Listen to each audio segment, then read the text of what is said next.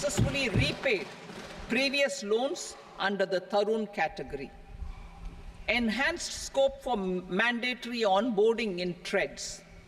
For facilitating MSMEs to unlock their working capital by converting their trade receivables into cash, I propose to reduce the turnover threshold of buyers for mandatory onboarding on the TReDS platform from rupees 500 crore to 250 crore rupees. This measure will bring 22 more CPSCs and 7,000 more companies onto the platform. Medium enterprises will also be included in the scope of the suppliers.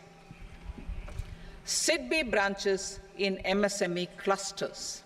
SIDBI will open new branches to expand its reach to serve all major MSME clusters within 3 years and provide direct credit to them. With the opening of 24 such branches this year, the service coverage will expand to 168 out of 242 major clusters. MSME units for food irradiation, quality and safety testing. Financial support for setting up of 50 multi-product food irradiation units in the MSME sector will be provided. Setting up of 100 food quality and safety testing labs with NABL accreditation will be facilitated. E-commerce export hubs to enable MSMEs and traditional artisans to sell their products in international markets. E-commerce export hubs will be set up in public-private partnership mode. These hubs, under a seamless regulatory and logistic framework, will facilitate trade and export-related services under one roof. Measures for promotion of manufacturing and services. Internship in top companies. As the fifth scheme under Prime Minister's package, our government will launch a comprehensive scheme for providing internship opportunities in 500 top companies to 1 crore youth in 5 years. They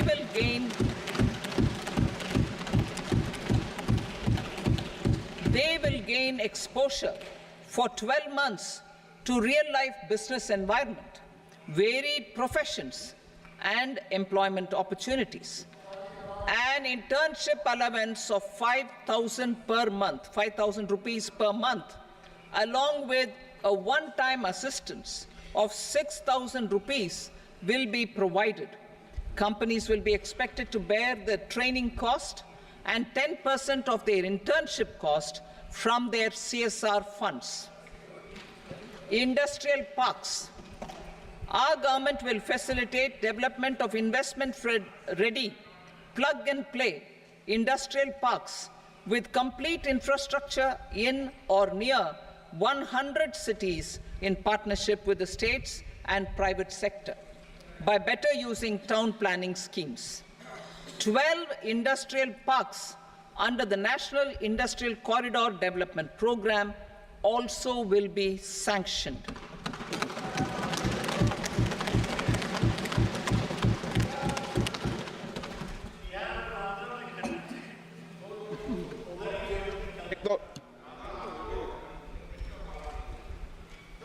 Veggie paper, no. Please, Betty.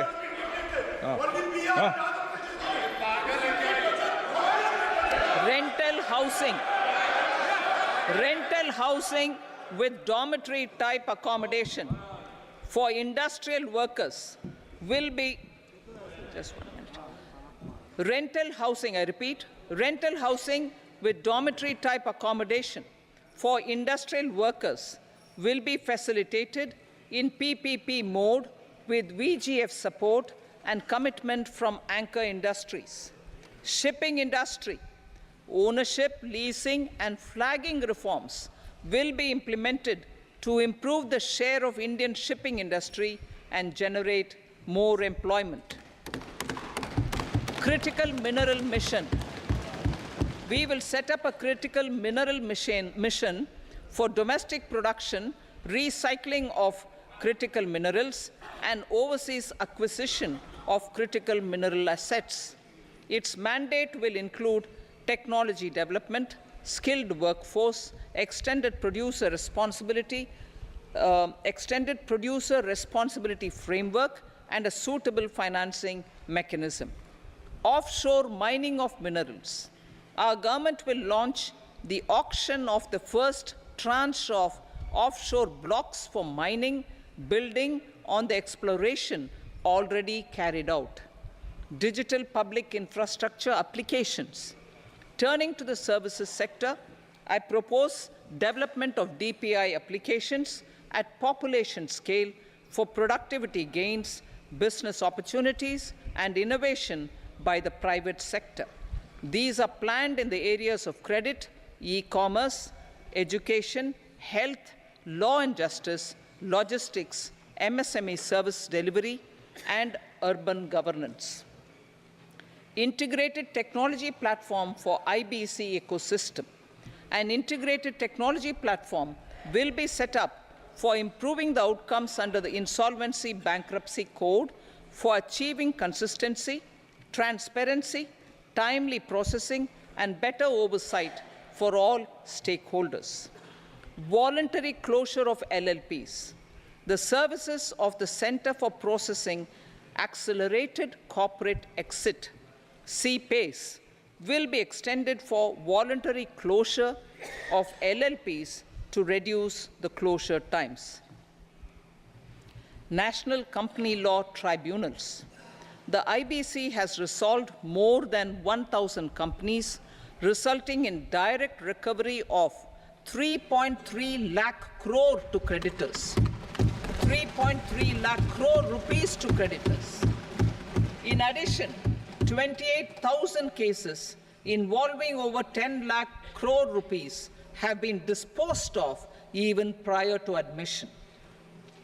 Appropriate changes to the IBC, reforms and strengthening of the tribunal and appellate tribunals will be initiated to speed up insolvency resolution.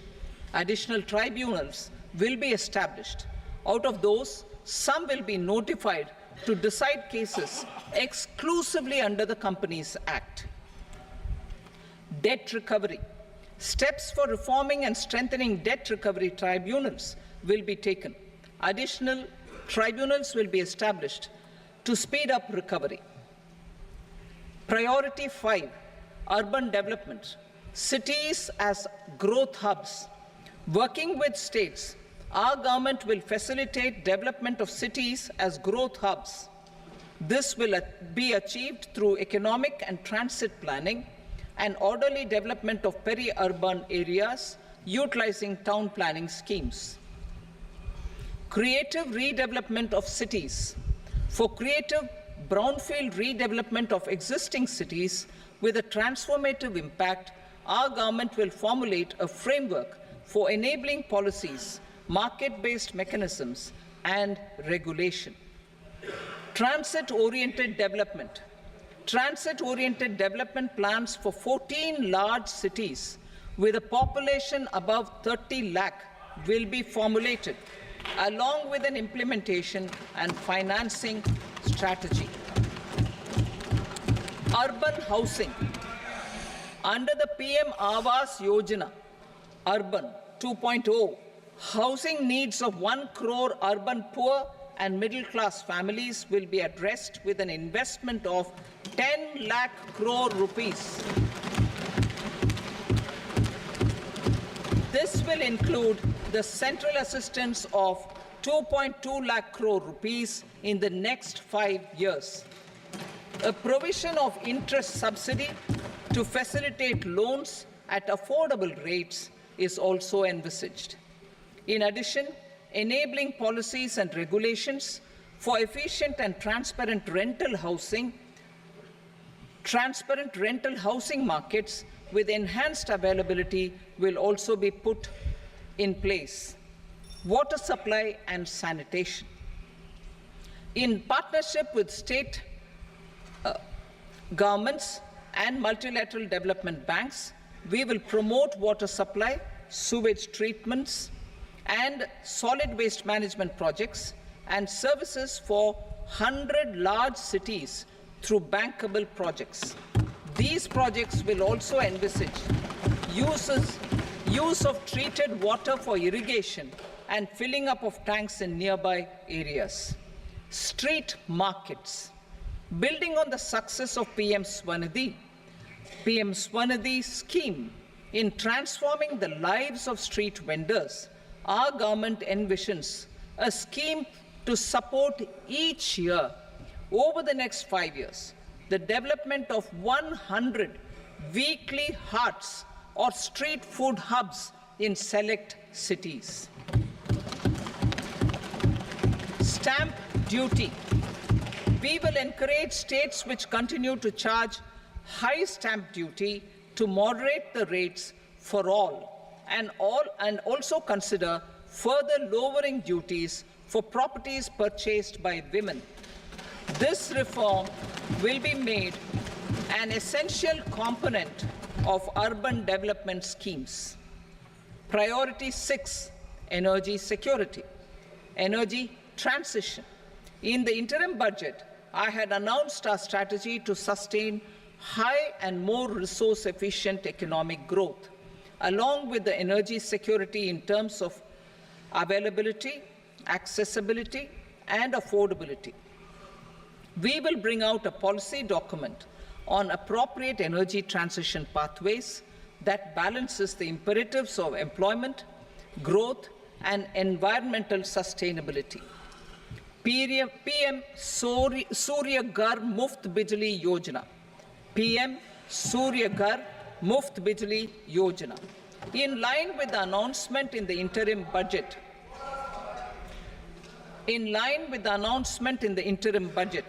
PM Surya Ghar Muft Bijli Yojana has been launched to install rooftop solar plants to enable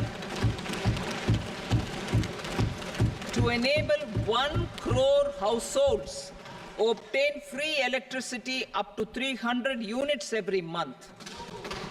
The scheme has generated remarkable response with more than 1.28 crore registrations and 14 lakh applications, and we will further encourage it.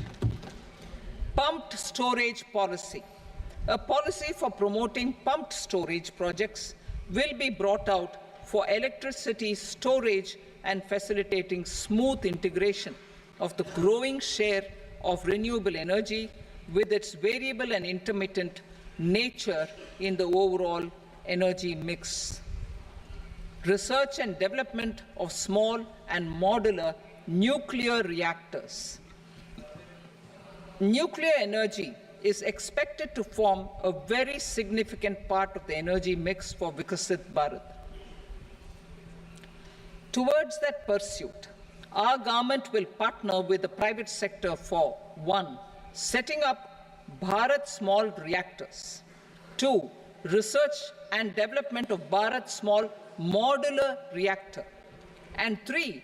Research and development of newer technologies for nuclear energy. The R&D funding announced in the interim budget will be made available for this sector also. Advanced ultra supercritical thermal power plants. The development of indigenous technology for advanced ultra supercritical thermal power plants with much higher efficiency has been completed. A joint venture between NTPC and BHEL will set up a full-scale 800 megawatt commercial plant using AUSC technology. The government will provide the required fiscal support. Moving forward, development of indigenous capacity for the production of high-grade steel and other advanced metallurgy materials for these plants will result in strong spin-off benefits for the economy. roadmap for hard-to-abate industries, a roadmap for moving the hard-to-abate industries from energy efficiency targets to emission targets will be formulated. Appropriate regulations for transition of these industries from the current perform, achieve, and trade mode to Indian carbon market mode will be put in place. Support to traditional micro and small industries. An investment-grade energy audit of traditional micro and small industries in 60 clusters, including brass and ceramic, will be facilitated. Financial support will be provided for shifting them to cleaner forms of energy and implementation of energy efficiency measures. The scheme will be replicated in another 100 clusters in the next phase. Priority 7, infrastructure investment by central government. Significant investment the central government has made over the years in building and improving infrastructure has had a strong multiplier effect on the economy. We will endeavor to maintain strong fiscal support for infrastructure over the next 5 years in conjunction with imperatives of other priorities and fiscal consolidation. This year, I have provided 11,11,111 crore rupees for capital expenditure. This would be 3.4% of our GDP. Infrastructure investment by state governments. We will encourage states to provide support of similar scale for infrastructure, subject to their development priorities. A provision of 1.5 lakh crore rupees for long-term interest-free loans have been made this year also to support the states in their resource allocation. Private investment in infrastructure. Investment in infrastructure by private sector will be promoted through viability gap funding and enabling policies and regulations. A market-based financing framework will be brought out. Pradhan Mantri Gram Sadak Yojana, Phase 4 of the PMGSY will be launched to provide all-weather connectivity to 25,000 rural habitations, which have become eligible in view of their population increase. Irrigation and flood mitigation. Bihar has frequently suffered from floods, many of them originating outside the country. Plans to build flood control structures in Nepal are yet to progress.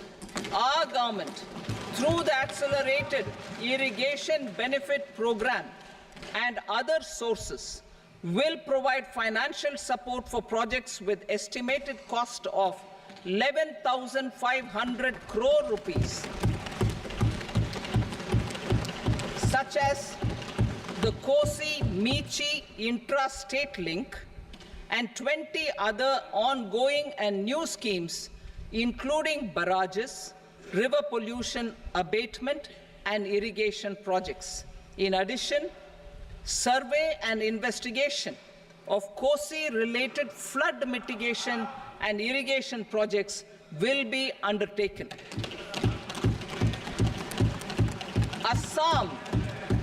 Assam grapples with floods every year by the Brahmaputra River and its tributaries originating outside India. We will provide assistance to Assam for flood management and related projects.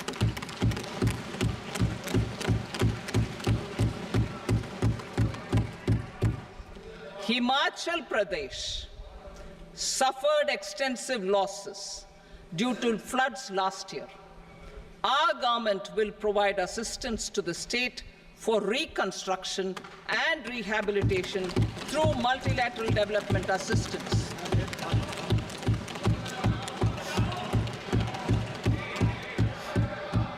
भेदभाव के Uttarakhand too suffered losses due to cloudbursts and massive landslides. We will provide assistance to the state. Recently, Sikkim witnessed devastating flash floods and landslides that wreaked havoc across the state.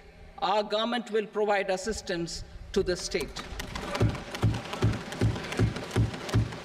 Tourism has always been a part of our civilization.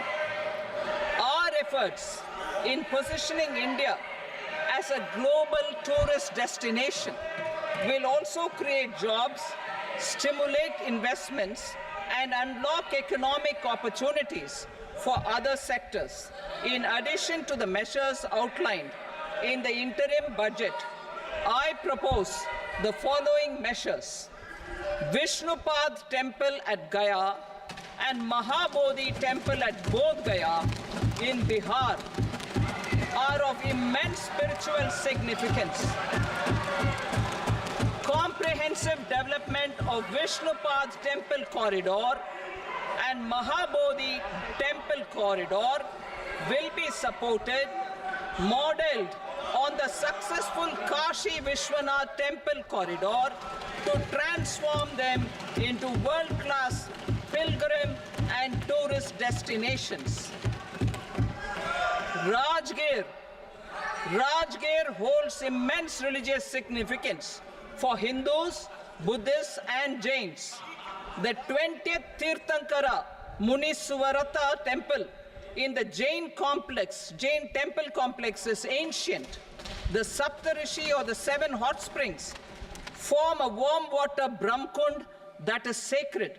A comprehensive development initiative for Rajgir will be undertaken.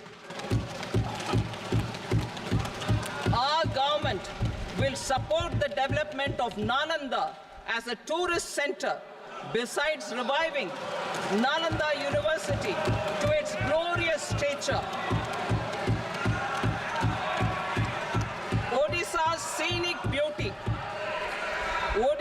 scenic beauty, temples, monuments, craftsmanship, wildlife sanctuaries, natural landscapes, and pristine beaches make it an ultimate tourism destination. Our government will provide assistance for their development to Odisha as well.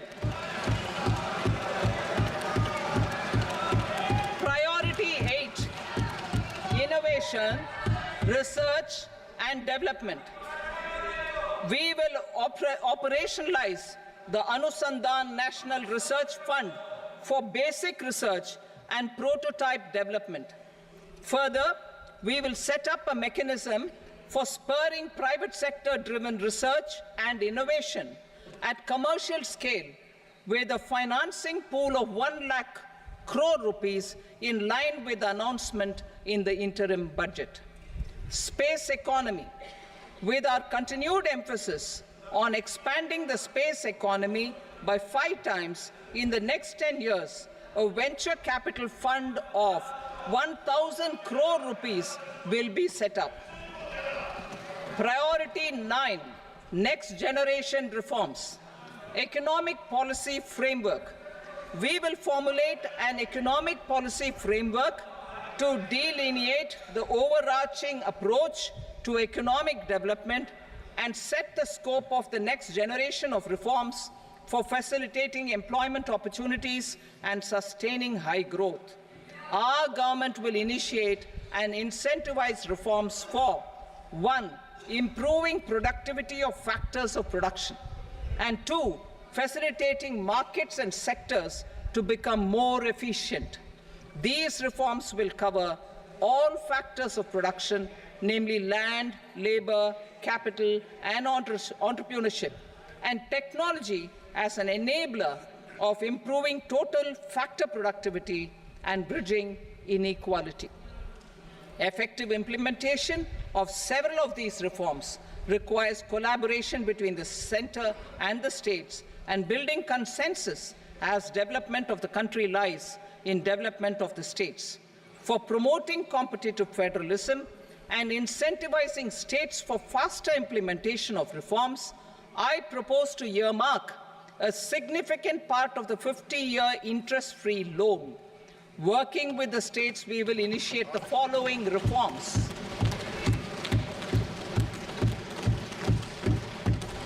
Land-related reforms and actions, both in the rural and urban areas, will cover land administration, will cover 1. Land administration, planning and management, and 2.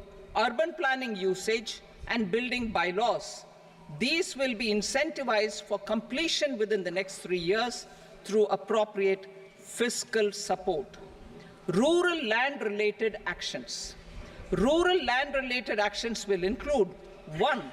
Assignment of unique land parcel identification number, UL PIN, or Bhu Aadhaar for all lands. 2. Digitization of cadastral maps. 3. Survey of subdivisions, survey of map subdivisions as per current ownership. 4. Establishment of land registry. And 5. Linking to the farmers registry. These actions will also facilitate credit flow and other agricultural services. Urban land-related actions. Land records in urban areas will be digitized with GIS mapping. An IT-based system for property record administration, updating, and tax administration will be established. These will also facilitate improving the financial position of urban local bodies. Labor-related reforms. Services to labor. Our government will facilitate the provision of a wide array of services to labor, including those for employment and skilling. A comprehensive integration of eShram portal with other portals will facilitate such one-stop solution. Open architecture databases for the rapidly changing labor market, skill requirements, and available job roles, and a mechanism to connect job aspirants with potential employers and skill providers will be covered in these services.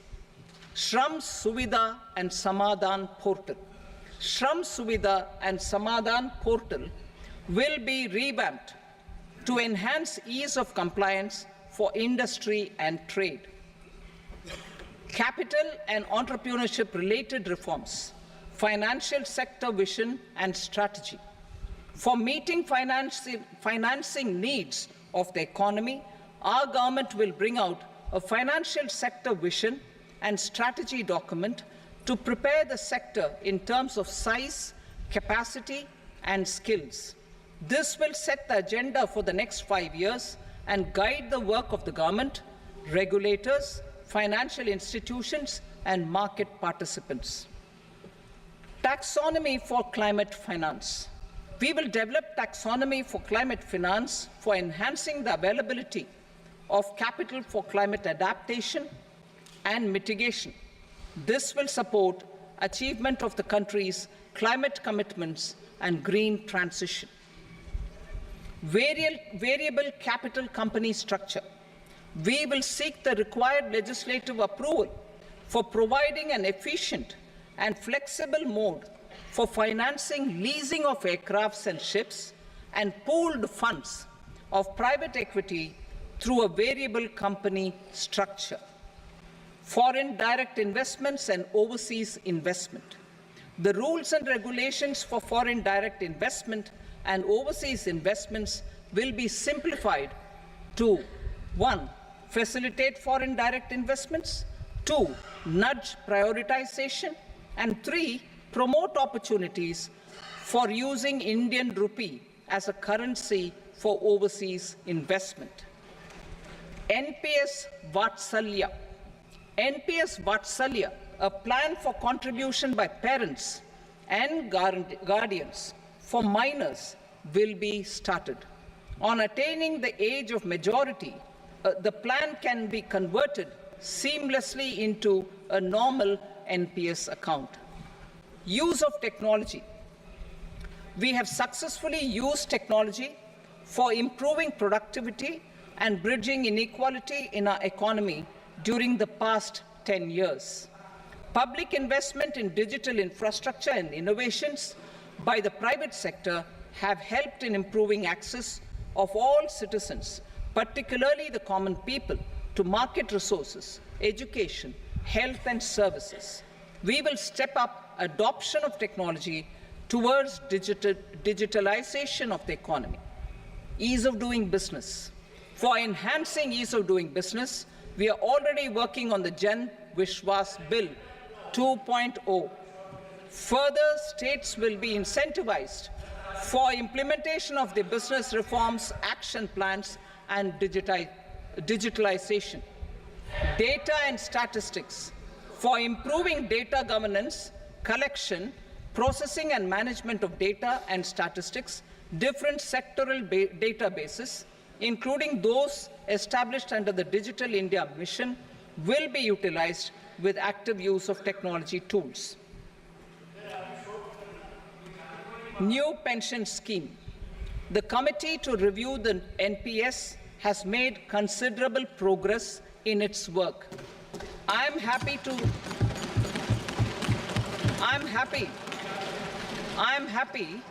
that the staff side of the National Council of the Joint Consultative Machinery for Central Government Employees has taken a constructive approach. A solution will be evolved which addresses the relevant issues while maintaining fiscal prudence to protect the common citizens. Budget estimates for 24-25. For the year 24-25, total receipts other than borrowings and the total expenditure are estimated at 32.07 lakh crore rupees and 48.21 lakh crore rupees respectively. The net tax receipts are estimated at 25.83 lakh crore rupees. The fiscal deficit is estimated at 4.9% of the GDP. The gross and the net market borrowings through dated securities during 24-25 are estimated at 14.01 lakh crore rupees and 11.63 lakh crore rupees respectively. Both will be less than that in 23-24. The fiscal consolidation path announced by me in 2021 has served our economy very well, and we aim to reach the deficit below 4.5% next year. The government is committed to staying the course. From 2026-27 onwards, our endeavor will be to keep the fiscal deficit each year such that the central government's debt will be on a declining path as percentage of GDP. I will now move to Part B.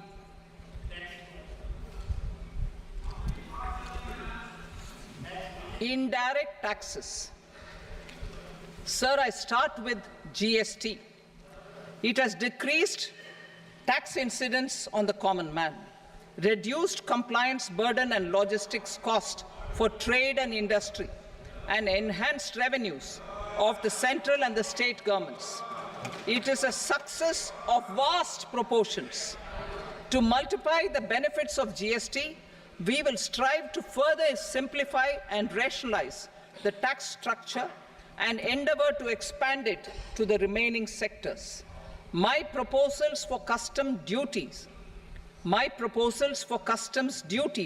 intend to support domestic manufacturing, deepen local value addition, promote export competitiveness, and simplify taxation while keeping the interest of the general public and consumers surmount.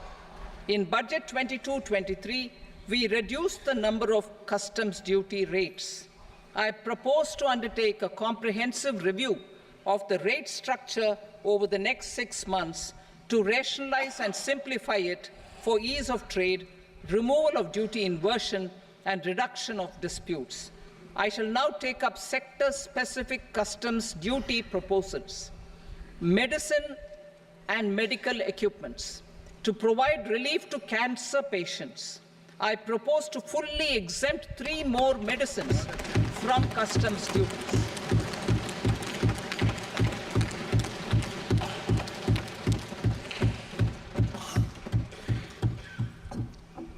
I also propose changes in the BCD on X-ray tubes and flat panel detectors for use in medical X-ray machines under the phased manufacturing program so as to synchronize them with the domestic capacity addition.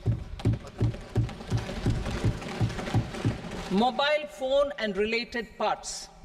With a 3-fold increase in domestic production and almost a 100-fold jump in exports of mobile phones over the last 6 years, the Indian mobile industry has matured. In the interest of consumers, I now propose to reduce the BCD on mobile phone, mobile PCBA, and mobile charger to 15%. Critical minerals. Minerals such as lithium, copper, cobalt, and rare earth elements are critical for sectors like nuclear energy, renewable energy, space, defense, telecommunications, and high-tech electronics.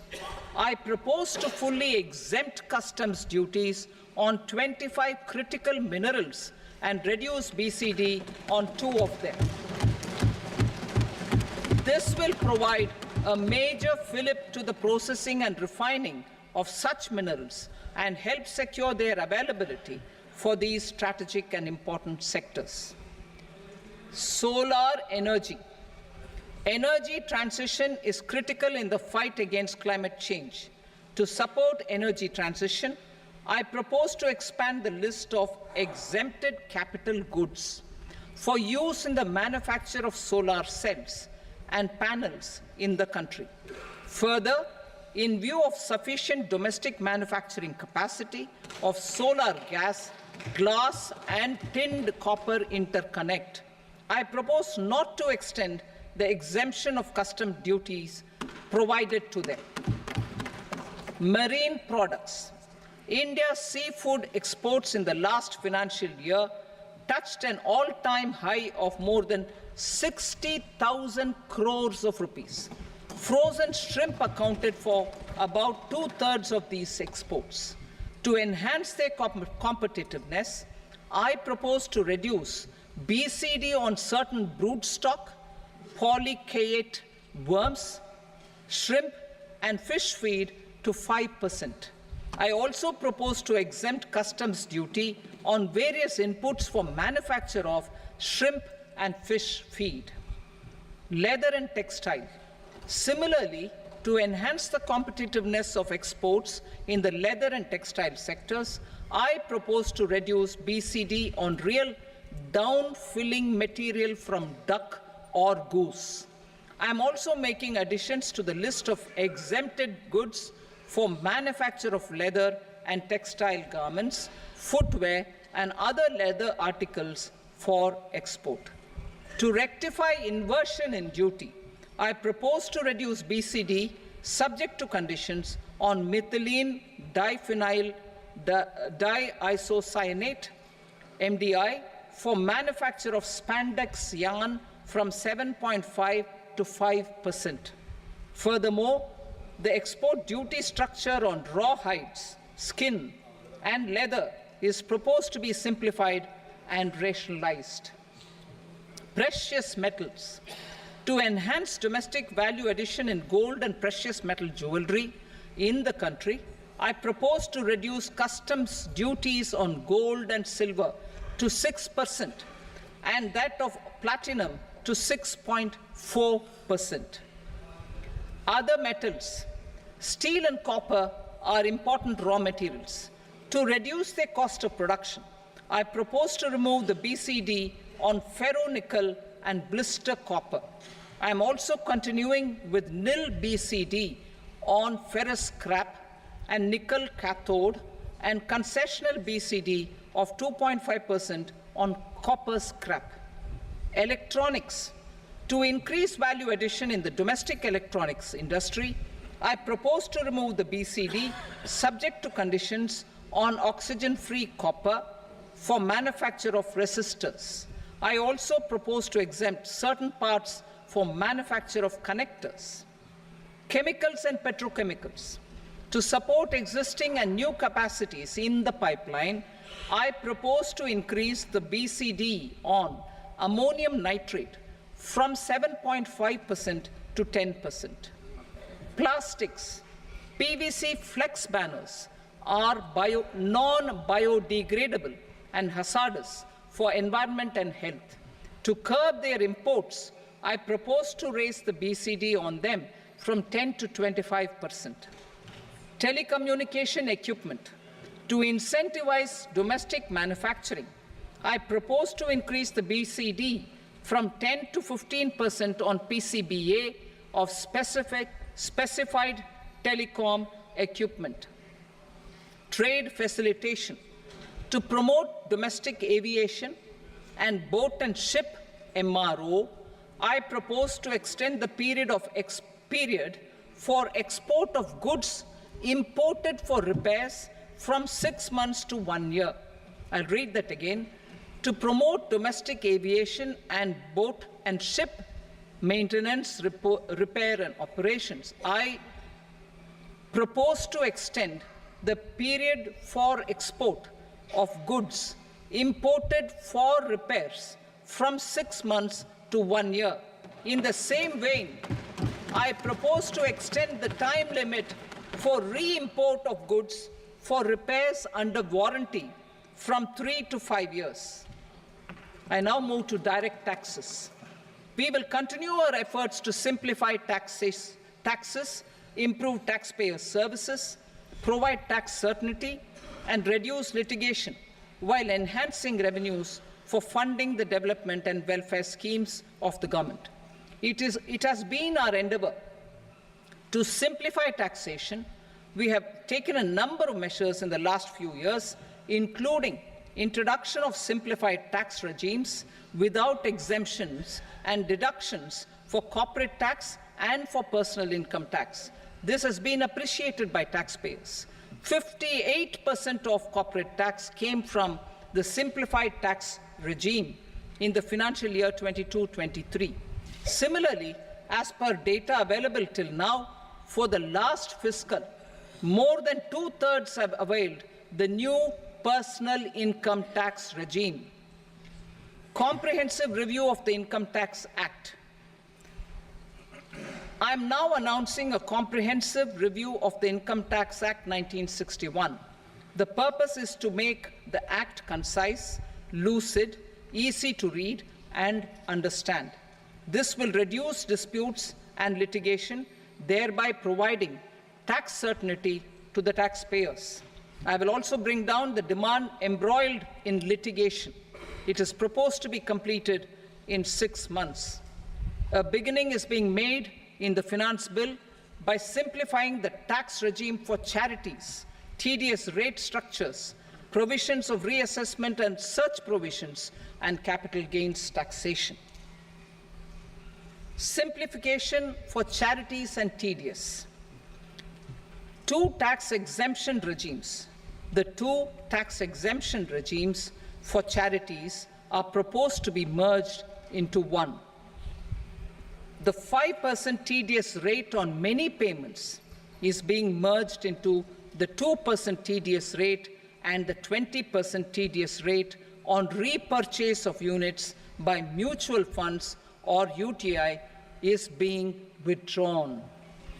TDS rate on e-commerce operators is proposed to be reduced from 1 to 0.1%. Moreover, credit of TCS is proposed to be given in the TDS to be deducted on salary. Further, I propose to decriminalize delay for payment of TDS up to the due date of filing statement for the same. I also plan to provide a standard operating procedure for TDS defaults and simplify and rationalize the compounding guidelines for such defaults. Simplification of reassessment. I propose to thoroughly simplify the provisions for reopening and reassessment. An assessment hereinafter can be reopened beyond 3 years from the end of the assessment year only if the escaped income is 50 lakh rupees or more, up to a maximum period of 5 years from the end of the assessment year. Even in such cases, a time limit of 6 years before the year of the search, as against the existing time limit of 10 years, is being proposed. This will reduce tax uncertainty and disputes. Simplification and rationalization of capital gains. Capital gains taxation is also proposed to be hugely simplified. Short-term gains on certain financial assets shall henceforth attract a tax rate of 20%, while that on all other financial assets and all non-financial assets shall continue to attract the applicable tax rate. Long-term gains on all financial and non-financial assets, on the other hand, will attract a tax rate of 12.5%. For the benefit of the lower and the middle income classes, I propose to increase the limit of exemption of capital gains on certain financial assets to 1.25 lakh rupees per year. Listed financial assets held for more than a year will be classified as long-term, while unlisted financial assets and all non-financial assets will have to be held for at least 2 years to be classified as long-term. Unlisted bonds and debentures, debt mutual funds, and market-linked debentures, irrespective of holding period, however, will attract tax on capital gains at applicable rates. Taxpayer services. All the major taxpayer services under GST and most services under customs and income tax have been digitalized. All remaining services of customs and income tax, including rectification and order giving effect to appellate orders, shall be digitalized and made paperless over the next 2 years. Litigation and appeals. While our concerted efforts to reduce pendency of appeals at various appellate fora are beginning to show good results, it will continue to engage our highest attention. To dispose of the backlog of first appeals, I plan to deploy more officers to hear and decide such appeals, especially those with large tax effect. For resolution of certain income tax disputes pending in appeal, I am also proposing Vivad Se Vishwas Scheme 2024. Further, I propose to increase monetary limits for filing appeals related to direct taxes, excise, and service tax in the tax tribunals, high courts, and Supreme Court to 60 lakh rupees, 2 crore rupees, and 5 crore respectively. With a view to reduce litigation and provide certainty in international taxation, we will expand the scope of safe harbor rules and make them more attractive. We will also streamline the transfer pricing assessment procedure. Employment and investment. I have a few proposals to promote investment and foster employment.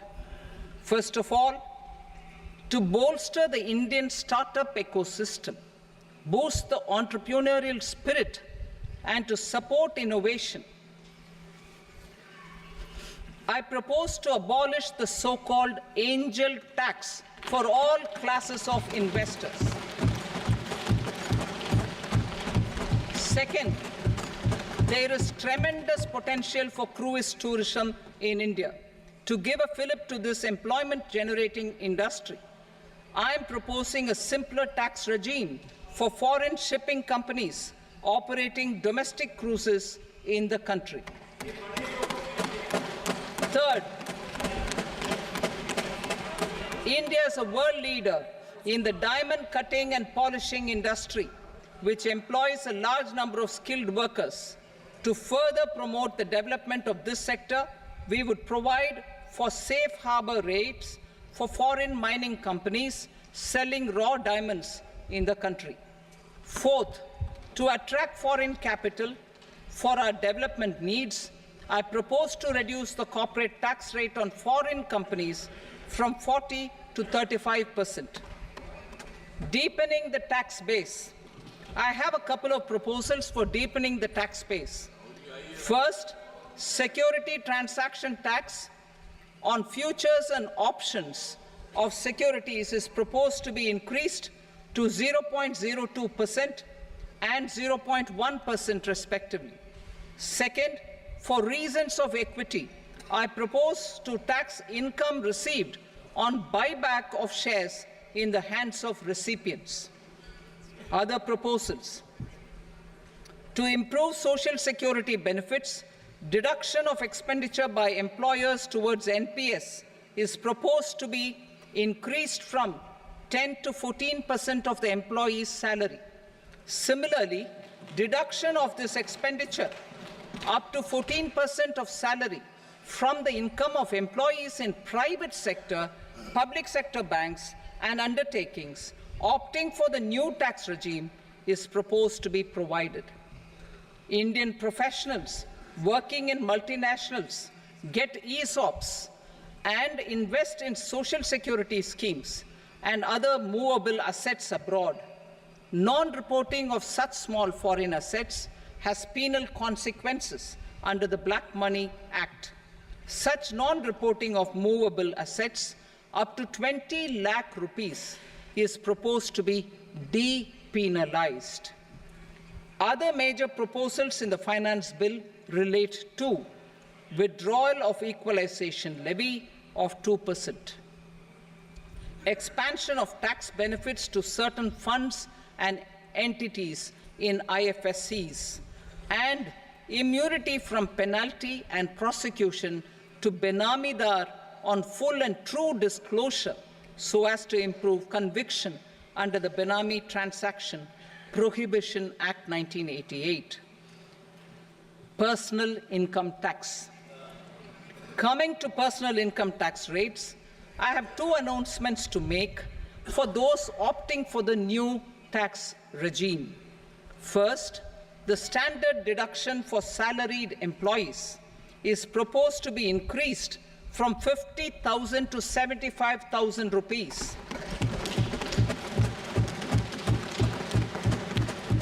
Similarly, deduction on family pension for pensioners is proposed to be enhanced from 15,000 to 25,000 rupees.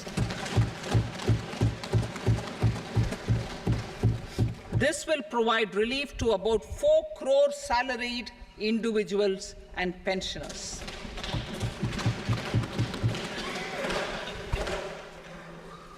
Second, in the new tax regime, the tax rate structure is proposed to be revised as follows: 0 to 3 lakh rupees, nil; 3 to 7 lakh rupees, 5%; 7 to 10 lakh rupees, 10%; 10 to 12 lakh rupees, 15%; 12 to 15 lakh rupees, 20%; and above 15 lakh rupees, 30%. As a result of these changes, a salaried employee in the new tax regime stands to save up to 17,500 rupees in income tax.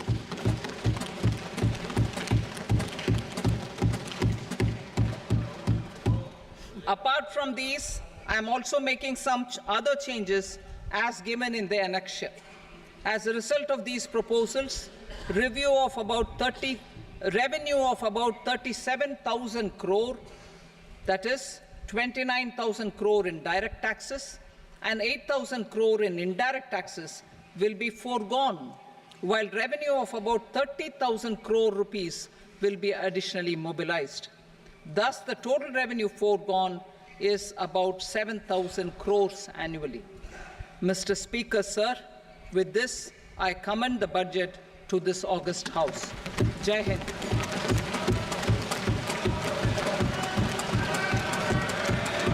Item number 2. Item number 2.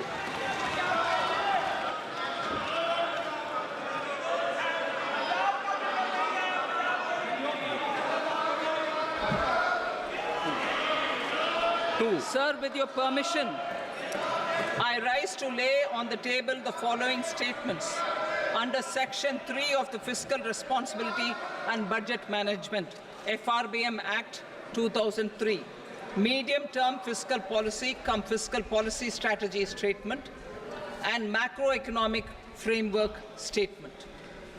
Item number 3. Sir, with your permission, I rise to move for leave to introduce the Finance Number 2 Bill 2024. प्रश्न ये कि विधेयक को पुनर्स्थापित करने की अनुमति प्रदान की जाए। जो सदस्य इसके पक्ष में हाँ कहें, जो सदस्य विरोध में ना कहें। मेरे विचार में निर्णय हाँ वालों के पक्ष में अनुमति प्रदान की जाती है। माननीय मंत्री जी, अब विधेयक पुनर्स्थापित करें। Sir, I introduce the bill. Item number 4. The Union Territory of Jammu and Kashmir budget.